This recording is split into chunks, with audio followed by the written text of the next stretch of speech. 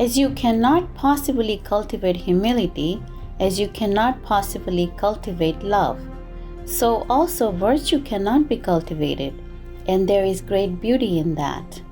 Please continue watching for the shared enlightening perceptions of Jiddu Krishnamurti, vegetarian.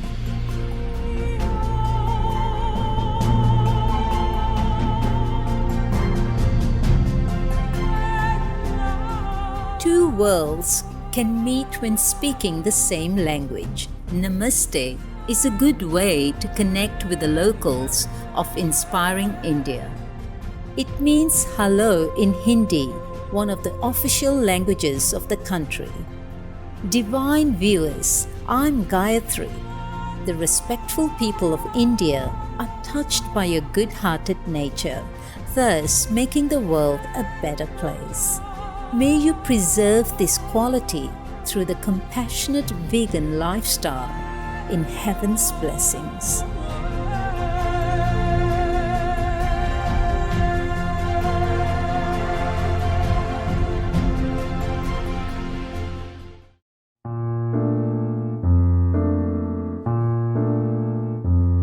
Welcome to Freedom Through Self-Knowledge from the Book of Life by Jiddu Krishnamurti, vegetarian, on Words of Wisdom. Jiddu Krishnamurti was an internationally renowned spiritual figure born in 1895 in southern India, who to this present day is still considered one of the greatest thinkers and spiritual teachers of all time. He did not proclaim any religion, sect, or country, and always pointed out that we are first humans and do not need to identify with nationality or religious beliefs. From 1929 until his death in 1986, Jiddu Krishnamurti traveled throughout the world talking to large audiences, individuals, scientists, religious figures, writers, philosophers, educators, as well as giving radio and television interviews. Krishnamurti's message emphasized the great need of a radical change for humankind. His deep insights on the nature of the human mind enabled him to deliver his talks in a fresh and direct way, making audience members feel like he was addressing them personally. Krishnamurti's only concern was to set humanity absolutely, unconditionally free. His vision was for humans to have a more profound understanding of themselves and of the art of living so as to bring about a new and peaceful generation. A compassionate vegetarian, the beloved Krishnamurti was also a founder of schools in India, the United States, and the United Kingdom. They are based on a holistic, global outlook with a concern for humanity and the environment and their interconnected relationship. The schools were established to be places where the existential concerns of life could be explored freely and responsibly. In addition, Jiddu Krishnamurti was an author of numerous books. Among them are The Awakening of Intelligence, The Urgency of Change, Freedom from the Known, and The Flight of the Eagle. Today, we will read a selection from Jiddu Krishnamurti's book, The Book of Life, where the teacher shares insights on the matter of true freedom and virtue, as well as the roots of our challenges in experiencing them. Learning has no past. Wisdom is something that has to be discovered by each one, and it is not the result of knowledge. Knowledge and wisdom do not go together. Wisdom comes when there is the maturity of self-knowing. Without knowing oneself, order is not possible, and therefore there is no virtue. Now, learning about oneself and accumulating knowledge about oneself are two different things. A mind that is acquiring knowledge is never learning. What it is doing is this: it is gathering to itself information, experience as knowledge, and from the background of what it has gathered, it experiences, it learns, and therefore it is never really learning, but always knowing, acquiring. Learning is always in the active present. It has no past. The moment you say to yourself, "I have learned," it has already become knowledge, and from the background of that knowledge, you can accumulate, translate, but you cannot further learn. It is only a mind that is not acquiring, but always learning. It is only such a mind that can understand this whole entity that we call the me, the self. I have to know myself, the structure, the nature, the significance of the total entity. But I can't do that burdened with my previous knowledge, with my previous experience, or with a mind that is conditioned, for then I'm not learning. I'm merely interpreting, translating, looking with an eye that is already clouded by the past. Authority prevents learning. We generally learn through study, through books, through experience, or through being instructed. Those are the usual ways of learning. We commit to memory what to do and what not to do, what to think and what not to think, how to feel, how to react.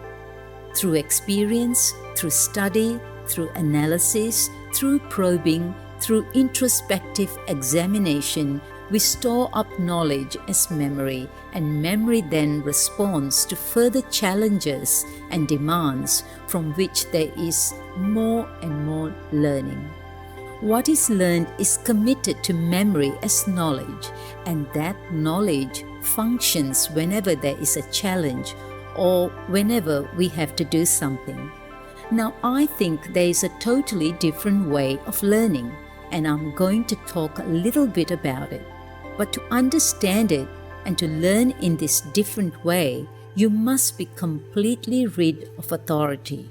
Otherwise, you will merely be instructed and you will repeat what you have heard. That is why it is very important to understand the nature of authority. Authority prevents learning, learning that is not the accumulation of knowledge as memory.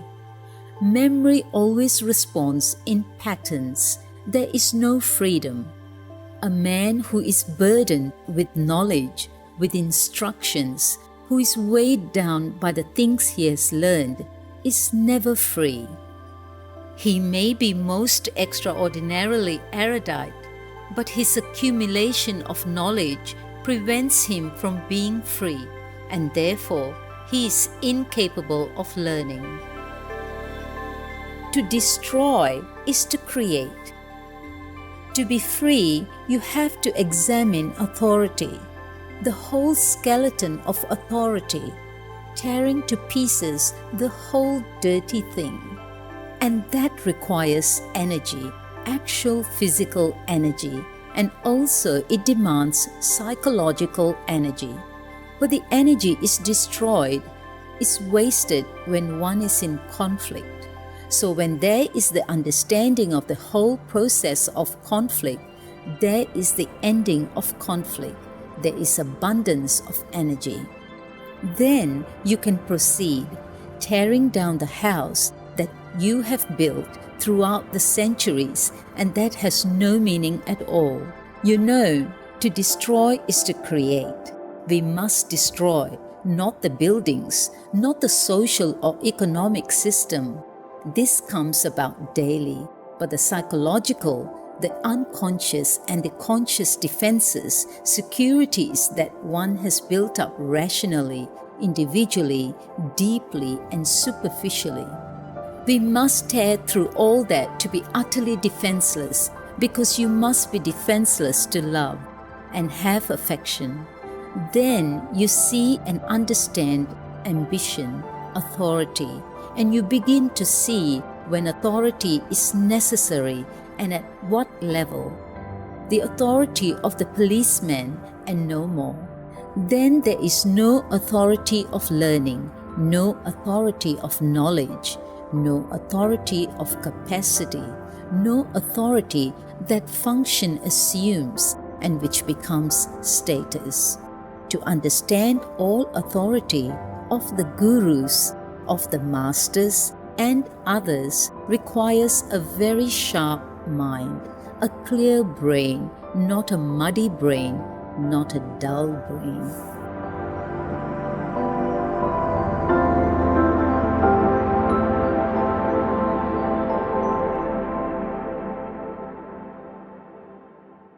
Virtue has no authority.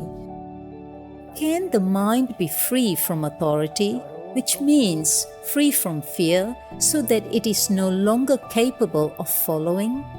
If so, this puts an end to imitation, which becomes mechanical.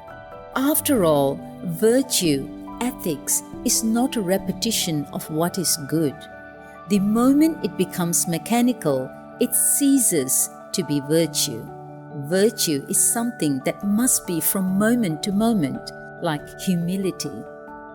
Humility cannot be cultivated, and a mind that has no humility is incapable of learning. So virtue has no authority. The social morality is no morality at all. It's immoral because it admits competition, greed, ambition, and therefore society is encouraging immorality. Virtue is something that transcends morality.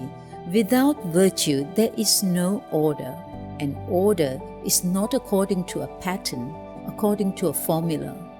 A mind that follows a formula through disciplining itself to achieve virtue creates for itself the problems of immorality.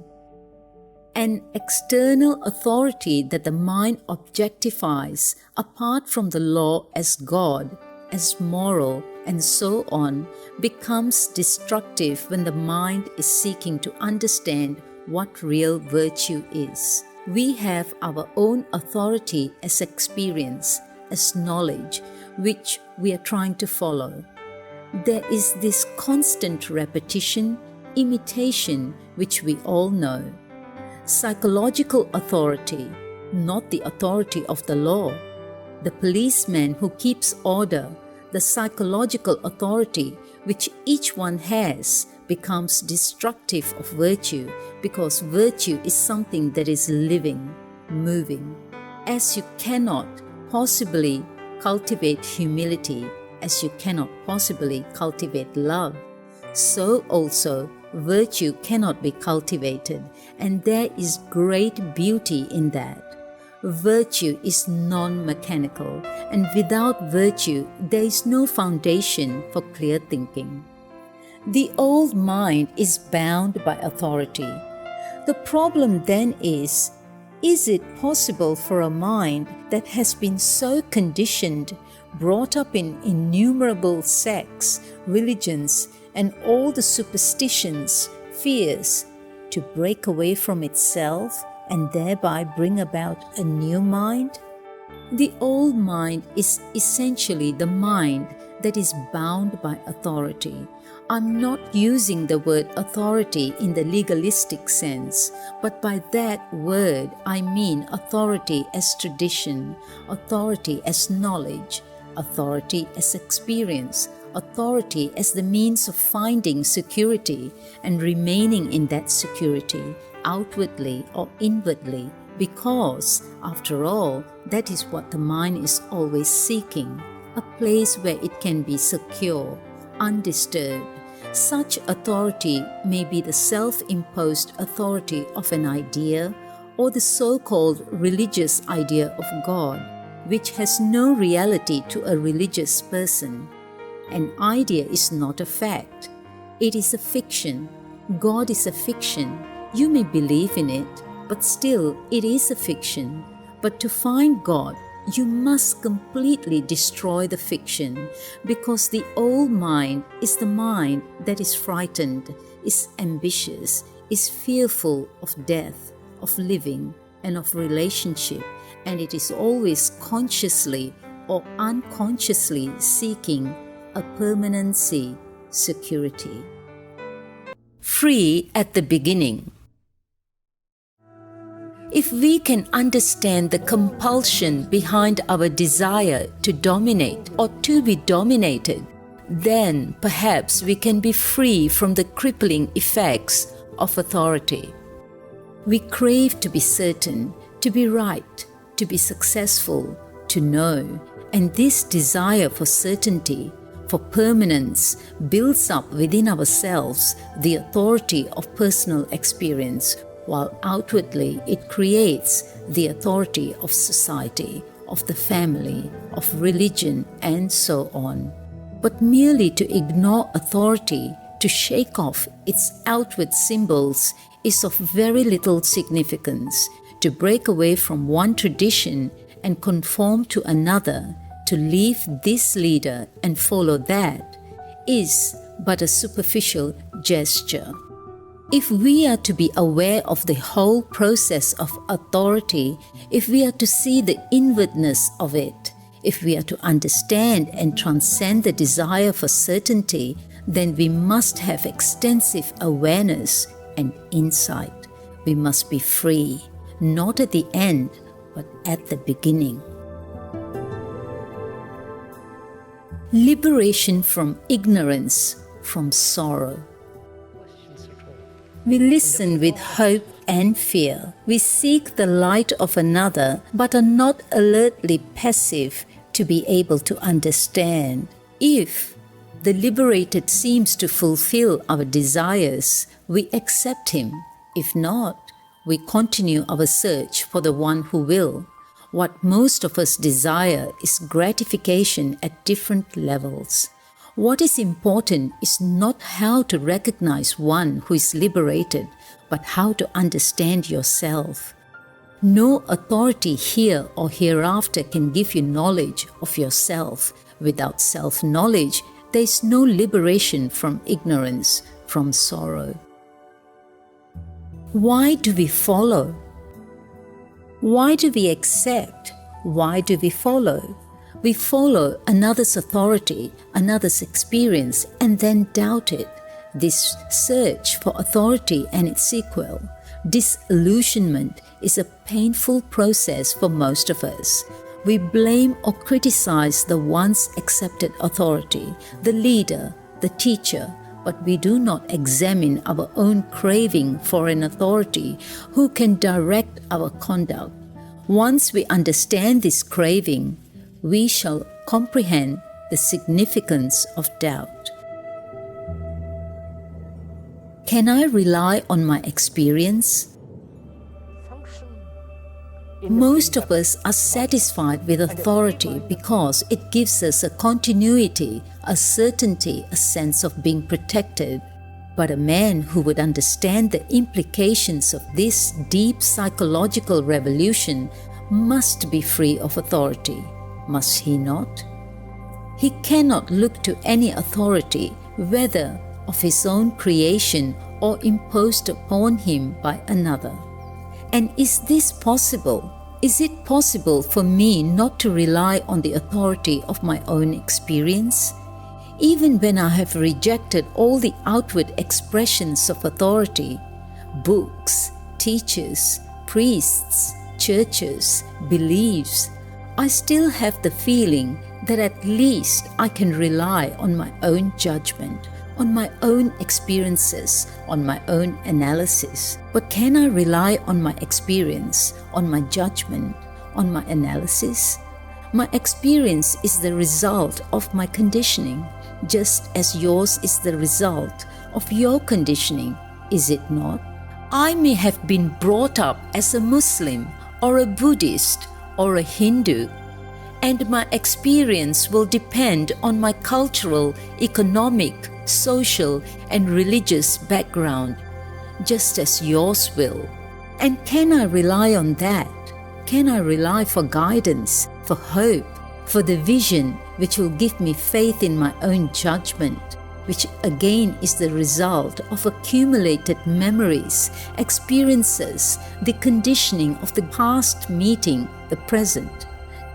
Now, when I have put all these questions to myself and am aware of this problem, I see there can only be one state in which reality, newness, can come into being, which brings about a revolution. That state is when the mind is completely empty of the past, when there is no analyzer, no experience, no judgment, no authority of any kind. Self-knowledge is a process.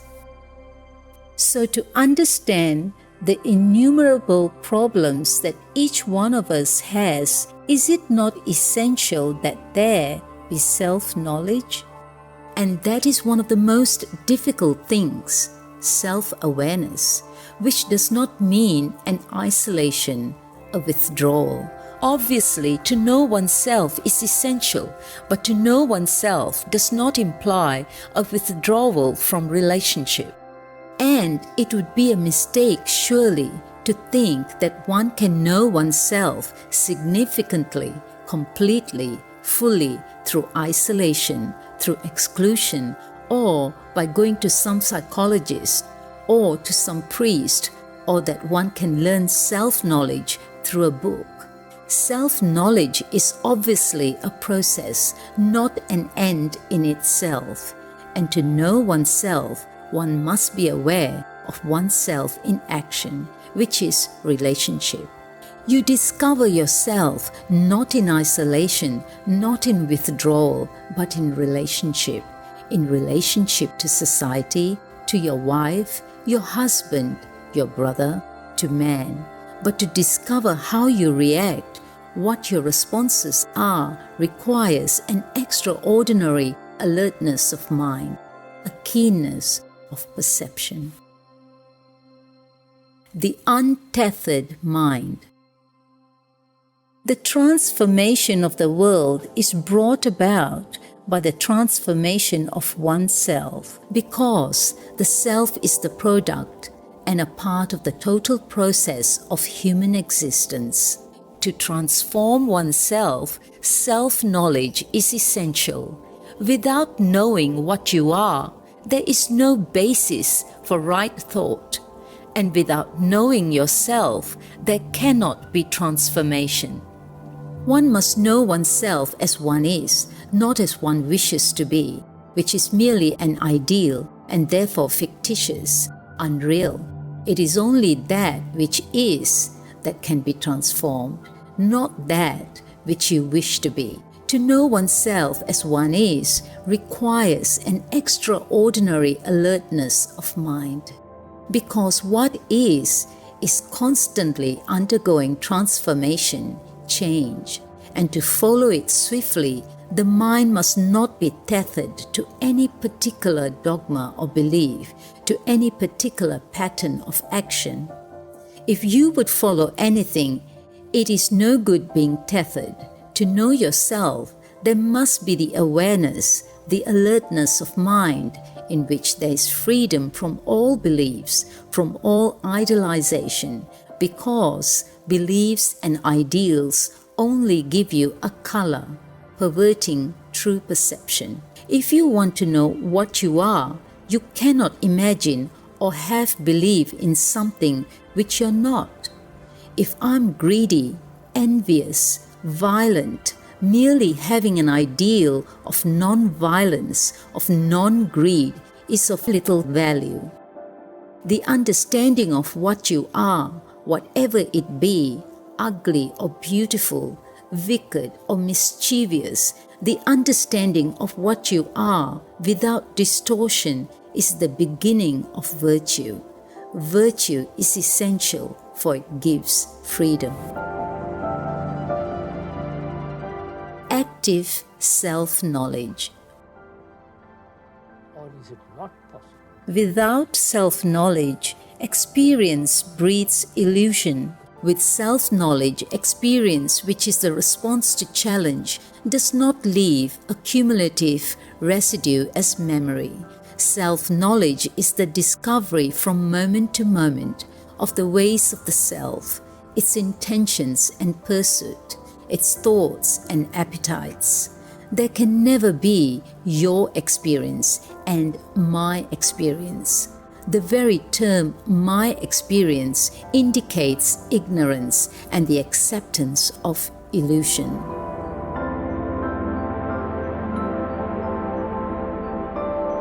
For more information on Jiddu Krishnamurti and his teachings, please visit jkrishnamurti.org and kfoundation.org. Virtuous viewers, it was an honor to have your company for today's words of wisdom. Coming up next is Nature's Healing Power, Forest Therapy with Clemens Ave, Veg Advocate, Part 2 of 4, right after Noteworthy News. Please stay tuned to Supreme Master Television for more constructive programming. May your lives be brightened with the inner light of your true selves in celestial glory. Our programs offer many languages. Please visit suprememastertv.com/schedule and suprememastertv.com/WOW.